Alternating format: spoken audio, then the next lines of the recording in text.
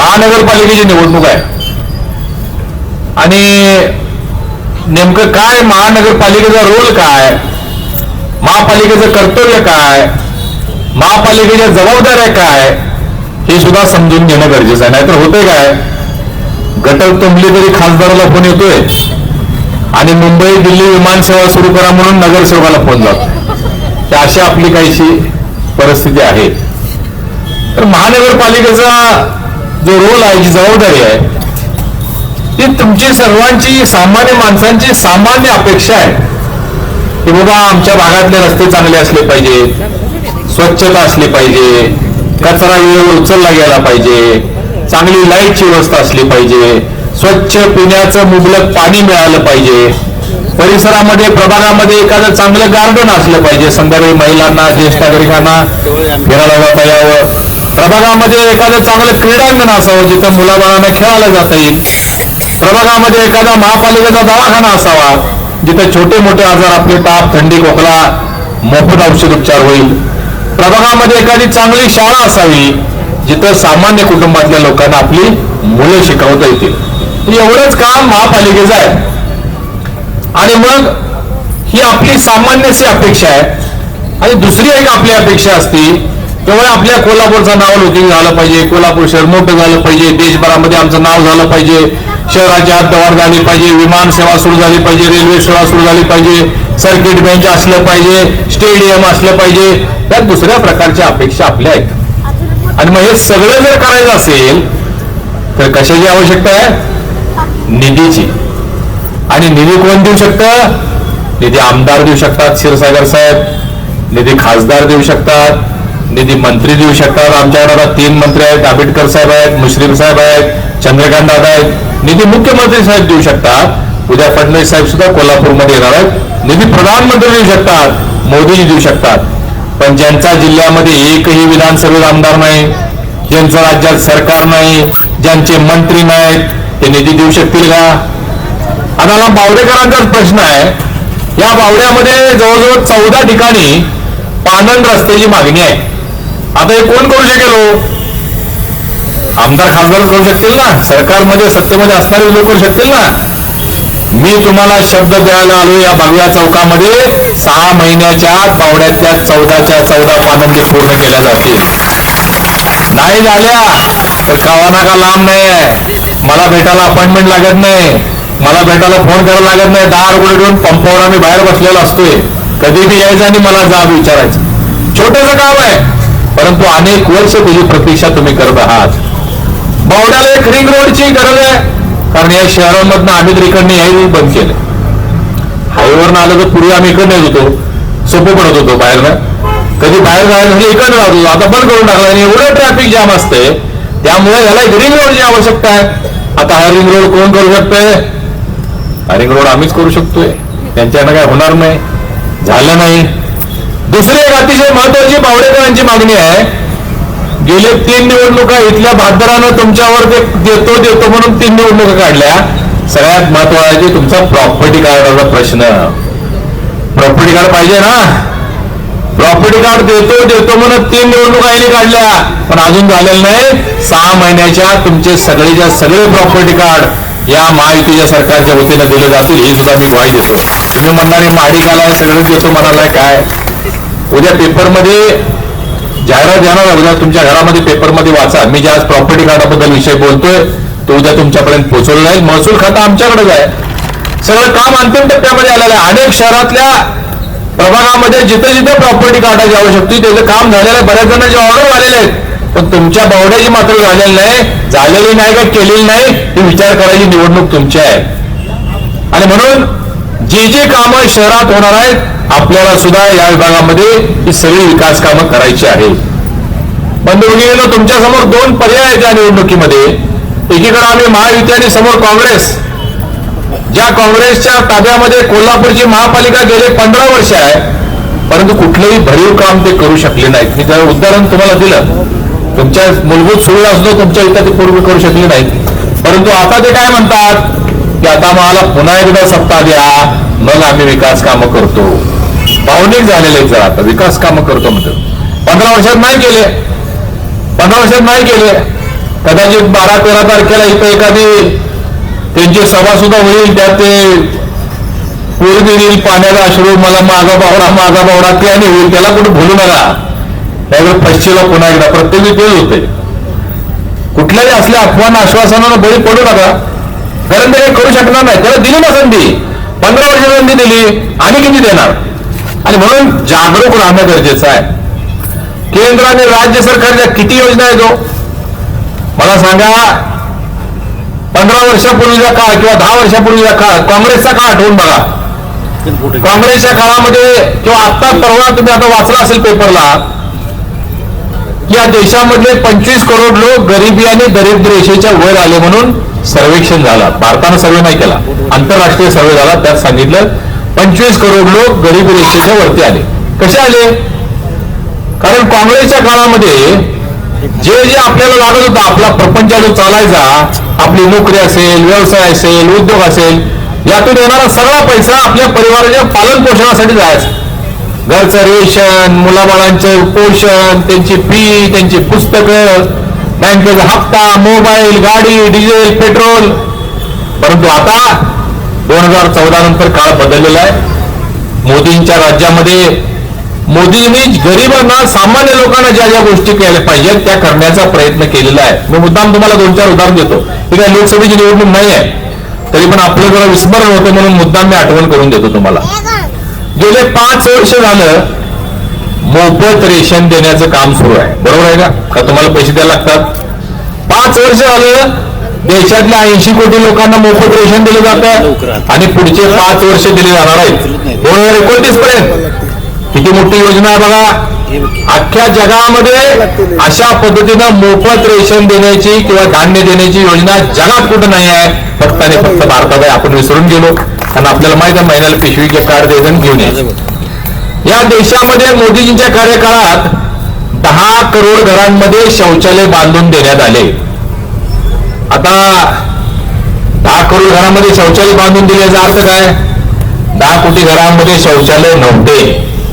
काय अवस्था होत असेल त्या घरातल्या महिलांची, याचा विचार आपण कधी केला? काँग्रेसने नाही केला, मोदीजींनी केला.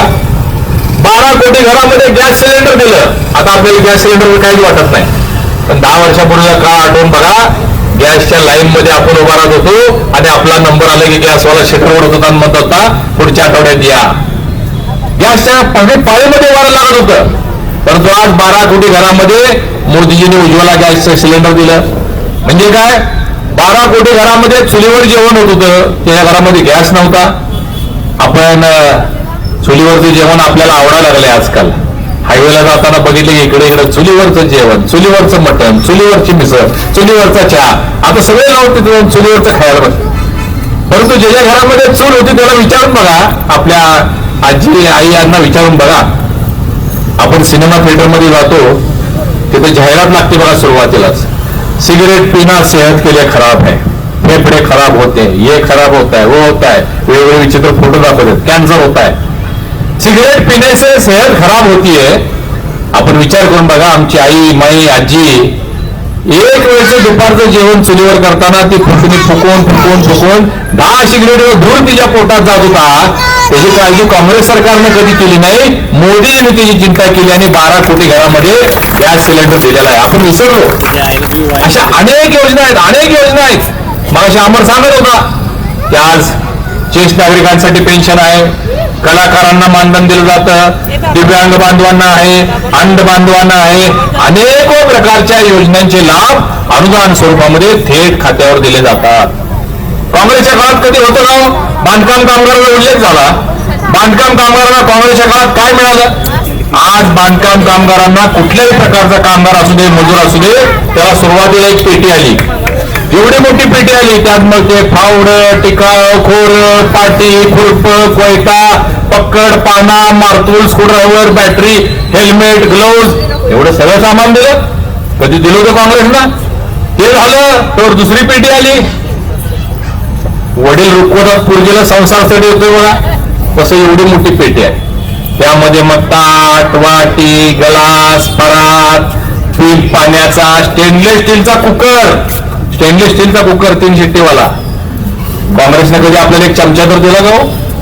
इतके वर्ष. आणि मला तुम्हाला प्रश्न विचारायचा आहे, आता लाडक्या बहिणींना जे खात्यावर पैसे येतात, खात्यावर येतात ना का, तुम्हाला चेक बिक येतोय, ड्राफ्ट येतोय, पोस्टमन येतोय, खात्यावर येतात ना पैसे. काँग्रेसच्या काळात तुम्हाला कधी 50 रुपये खात्यावर आलेले का?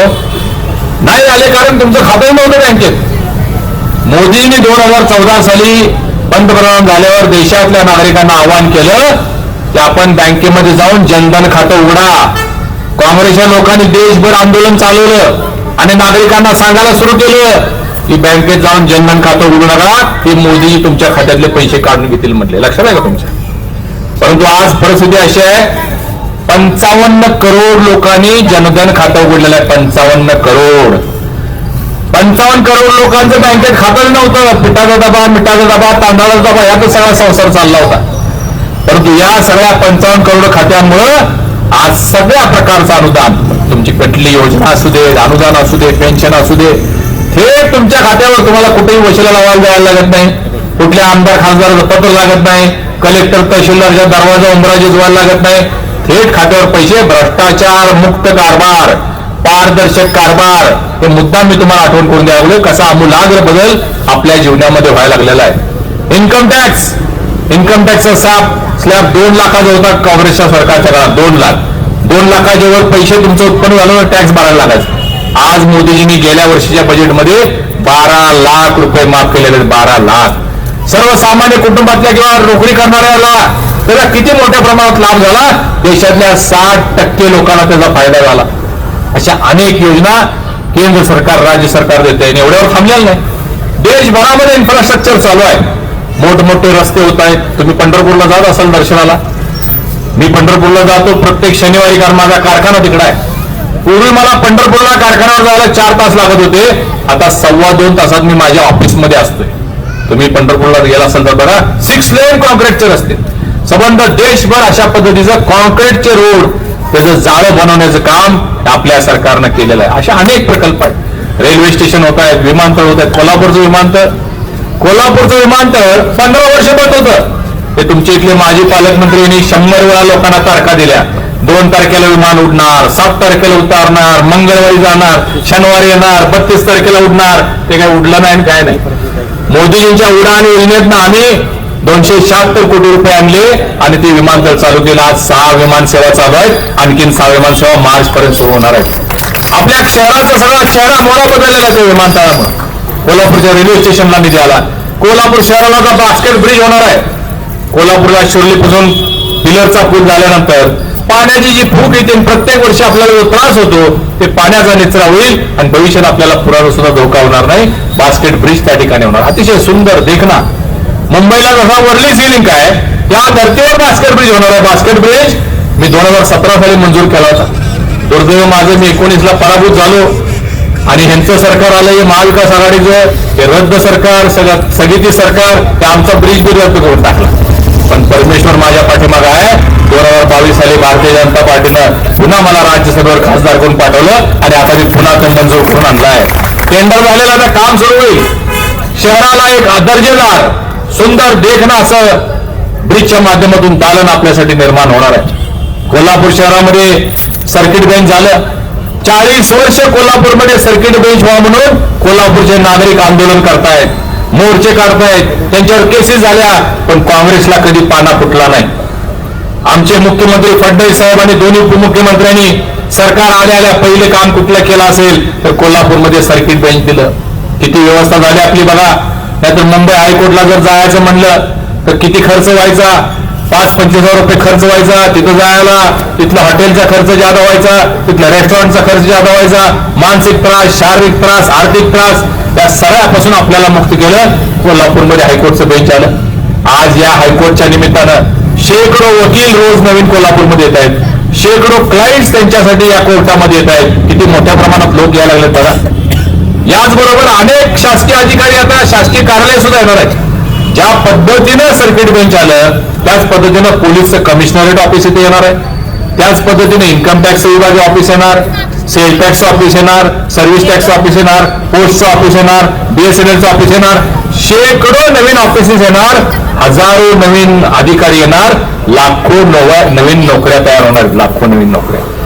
एवढ्या मोठ्या प्रमाणात या शहराला विस्तार होतो. त्याचबरोबर महालक्ष्मीचा आता तीर्थक्षेत्र विकास आराखडा 1400 करोड रुपयाचा, त्या जसं वाराणसी, महाकाल, आज सोमनाथ तुम्ही बघितलं असेल, अशी मंदिरं जशी झाल्यात त्या पद्धतीनं महालक्ष्मी मंदिराला परिसर विकसित होणार आहे. आत्ताच तुम्ही बघितलं तर प्रत्येक शनिवार रविवार पेपरला आपण वाचतोय 1.5 लाख भाविक आले, 2 लाख भाविक आले, 3 लाख पर्यटक आले. पण मला तुम्हाला प्रश्न विचारायचा आहे, कोर्टासाठी हजारो लाखो लोक येतात, व्यापारासाठी लोक येतात, या महालक्ष्मीला लाखो लोक येतात, नवे अधिकारी येणार, या सगळ्यांना झेपण्याची क्षमता आमची कोल्हापूरमध्ये आहे का? तेवढे मोठे रस्ते आहेत का? जर 2 लाख लोक येत असतील, 5-10 हजार गाड्या येत असतील, तर 5-10 हजार गाड्यांना पार्किंगची व्यवस्था आहे का? एवढे लोक लाखो आले तर त्यांच्यासाठी जेवणासाठी रेस्टॉरंट आहेत का? एवढे लोक येतात त्यांच्यासाठी लॉजिंग बोर्डिंग आहे का? जे अधिकारी नोकरीसाठी येणार त्यांच्यासाठी तेवढे फ्लॅट आहेत का? या सगळ्याचा एक मास्टर प्लॅन तयार करण्याची गरज आहे. हे महापालिकेच्या माध्यमातून करायचं आहे. कोल्हापूर शहराची हद्दवाढ झाली पाहिजे, कोल्हापूर शहराला रिंग रोड झाला पाहिजे, कोल्हापूर शहरामध्ये शिवाजी पूल ते तावडे हॉटेल नवीन फ्लायओव्हर होणार आहे, जसा मुंबई, पुणे, नागपूरला आहे तसा फ्लायओव्हर आपल्या शहरामध्ये होणार आहे. ज्याला पलीकडे जायचं आहे, नागपूरला जायचं आहे, रत्नागिरी जायचं आहे, त्यानं कोल्हापूरला कावळ्या नाक्याला यायचं नाही. तावडे हॉटेलवर ब्रिजवर चढला की थेट आंबेवाडीला तो उतरणार. असे अनेक प्रकल्प एक विजन डॉक्युमेंट घेऊन, एक विकासाची ब्ल्यूप्रिंट घेऊन आम्ही सगळे माहितीचे लोक या निवडणुकीत उतरलोय.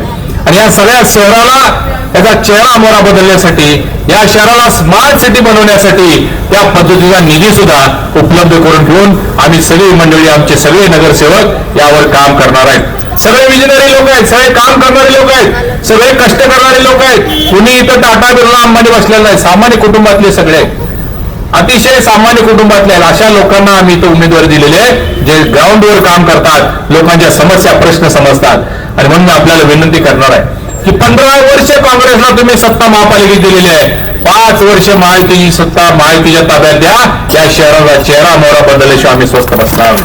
ज्या ज्या विकासाच्या तुमच्या कल्पना असतील, ज्या ज्या तुमच्या अडीअडचणी मागण्या असतील, त्या सगळ्या पूर्ण करण्याची क्षमता आमच्यामध्ये आहे. आणि म्हणून मी आपल्याला आवाहन करतो, या दोन्ही प्रभागातील 8च्या 8 उमेदवारांना प्रचंड मताधिक्य देऊन निवडून द्या. एवढी विनंती करतो आणि थांबतो.